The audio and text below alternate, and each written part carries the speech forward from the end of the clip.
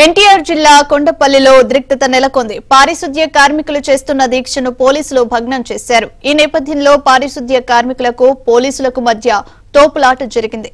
పారిశుద్ధ్య కార్మికులకు మద్దతు తెలిపిన జనసేన, టీడీపీ, సిఐటియు నాయకులను పోలీసులు అదుపులోకి తీసుకున్నారు.